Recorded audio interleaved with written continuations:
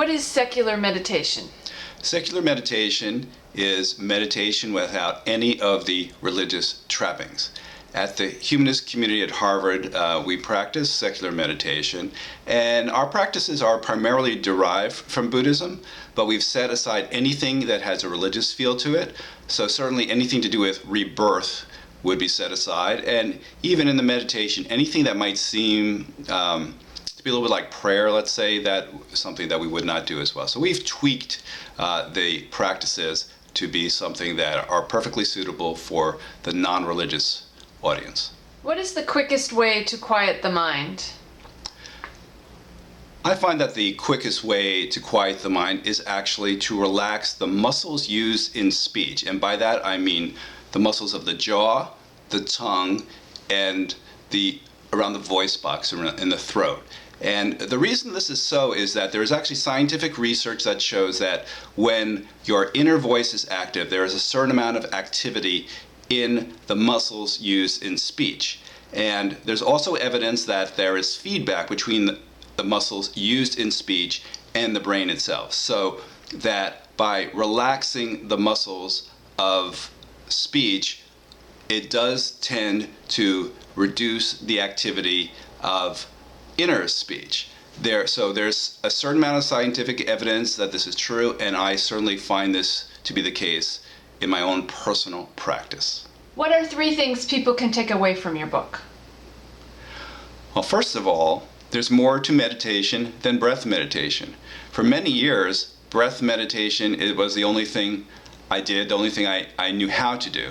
And it was only really in the last 10 years that I learned about so many other different types of meditation, including walking meditation, which is a way that you can pay attention to your movements in space, ambient sound meditation, which is paying attention to the sounds that are in the environment, and so many other types of meditation, as well as mindfulness practices where you can bring a meditative state throughout the day. So breath meditation is wonderful, and if you want to do it, that's perfectly fine, but you don't have to restrict yourself to it. There are many types of meditation.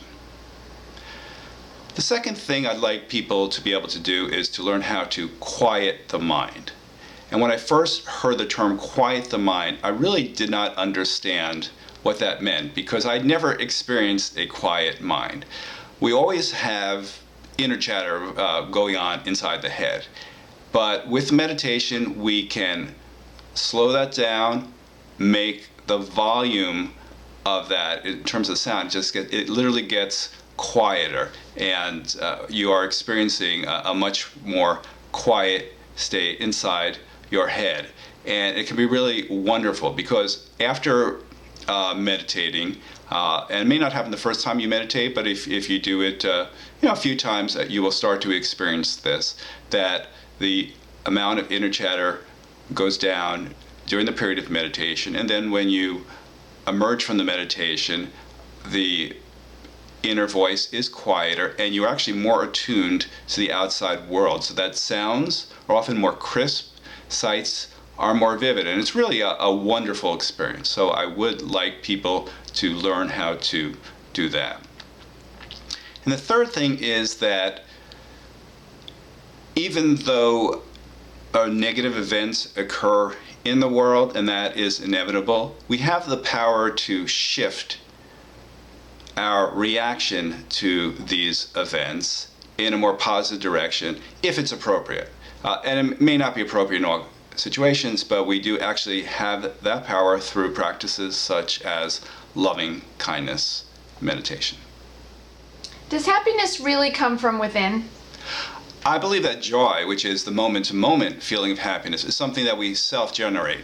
So that, imagine that you just found out that your favorite team won the game. That's a piece of news, but the actual experience of joy is something that you generate within your body. It's occurring within your brain, within your body. There are probably neurotransmitters that are being released, hormones that are being released, but it's something that you are actually doing.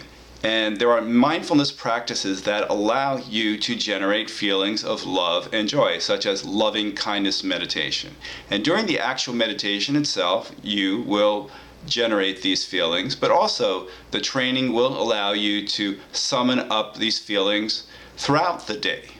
So yes, happiness, or at least joy, is something that we can self-generate.